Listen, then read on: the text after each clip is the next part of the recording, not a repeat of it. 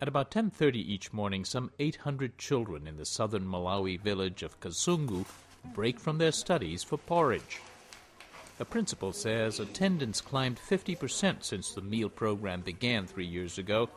In this country of 13 million, beset by chronic hunger, it's the only reliable meal of the day for most kids. They haven't eaten anything else.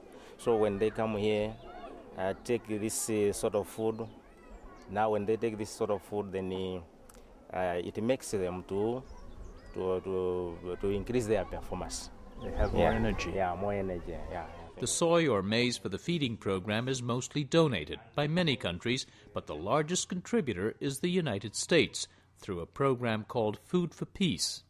It began in the 1950s as a means to use U.S. grain surpluses to help countries hit by food crises.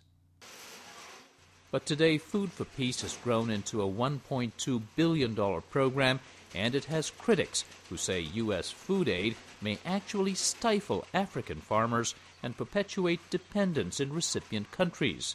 And they say Food for Peace benefits American private contractors more than the hungry. The United States is the world's single largest food aid donor, but there are intermediaries, agribusinesses and shipping companies, which by law have to be American, and they consume a good part of the U.S. food aid dollar. The General Accountability Office says 2/3 of that U.S. food aid dollar goes toward administrative overhead.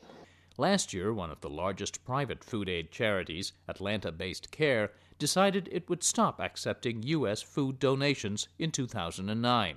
We felt very strongly that the inefficiency and the waste that was happening through the current system just had to be addressed.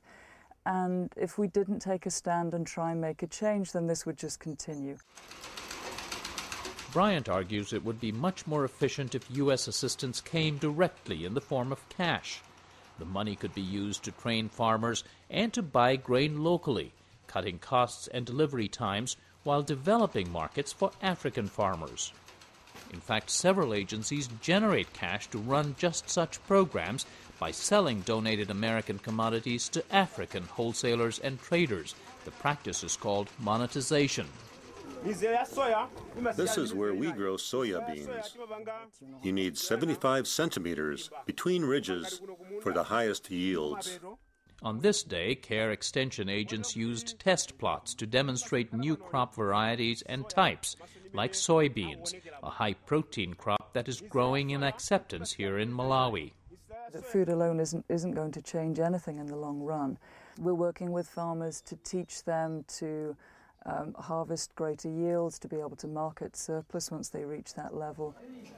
Despite Malawi's problems with poor roads and storage and uneven food distribution that leaves many hungry, there have been overall grain surpluses. Rains have been good for 2 years, and subsidies have helped farmers buy seeds and fertilizers. President Bingu Mutharika says Malawi must lessen its dependence on charity. We now have had two successive years of surplus. Until I took over, we were told Malawi was poor, and that we must go to the rest of the world and beg that we are poor, and the world will feel sorry for us. I said, no, that's not the way the world, globalization works. People will come to Malawi if there are investment opportunities, if we are helping ourselves, and they want to be part of that success story. Nobody wants to be part of a failing story. So are they looking forward to a good harvest this year? Indeed, the United Nations Food Aid Agency, the World Food Program, is now using cash it gets from non-U.S. donors to increase local purchases of grain. But for many farmers, the concept of a surplus is new, one they almost fear jinxing. Okay, so they don't anticipate having a surplus this year? These growers weren't sure how to answer a simple question from an agency better known for giving away rather than buying food. Let them understand that we're not seeing where we can deliver food to, we're looking to buy food. Despite such local difficulties, the World Food Program bought 90,000 tons of grain from Malawi last year. That's a huge amount of food, and it's the largest amount we've bought ever in Malawi. A lot of it was not only for Malawi, but a lot of it also went to Zimbabwe, it went to Democratic Republic of Congo. We bought food even for West Africa. And that was because the price was the best at the time and the quality was good, competed internationally. Part of the philosophy behind it is to try and bring up local farmers and traders to a point where they can in fact compete internationally. It's a goal some in Washington support. The Bush administration has proposed that a quarter of U.S. food aid be sent in cash, and that idea has the support of many Democrats in Congress. But it gets nowhere in the influential House and Senate Agriculture Committees, whose members come predominantly from farm states. They've insisted that all assistance remain in the form of U.S.-grown commodities shipped on U.S. flag carriers.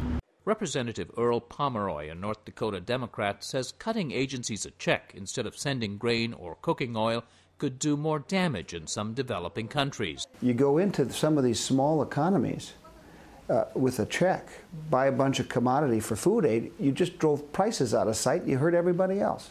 More importantly, Pomeroy says he fears any changes could jeopardize fragile congressional support for what remains the world's largest food aid program, even though it accounts for just $1.2 billion of the $280 billion U.S. farm program. One of the things about the structure of our program is that it's been able to sustain congressional support through all kinds of political circumstances. You know, even the years I've been in Congress, I've seen very different environments relative to the receptivity of members of Congress to supporting foreign aid. For purchasing, yes, we'd want to be targeting associations. I mean, it's impossible for us to deal individually with each farmer and each farm. World Food Program officials say they make local purchases carefully. They reject criticism that this causes prices to rise, but they're not about to reject Food for Peace donations. I am asked this question quite a bit, and I'm not going to bite the hand that helps feed essentially 1 million Malawians today, and the United States government is indeed the #1 largest donor to Malawi still. Other food aid agencies, unlike CARE, say they must continue to monetize their U.S. donations. Would you not prefer just straight cash assistance? Absolutely. That's going to be a much more efficient use of the American taxpayers' money. And we still have a service to provide to the target communities for our development activities. Monetization provides resources that do address the root causes of hunger and poverty in these countries. What all sides agree on is that more food aid, whether in cash or food, is needed. Only 30% of Malawi's children receive even this Spartan daily school meal, and that number could fall as global food prices continue their record rise. For Religion and Ethics News Weekly, this is Sam Lazaro in Lilongwe, Malawi.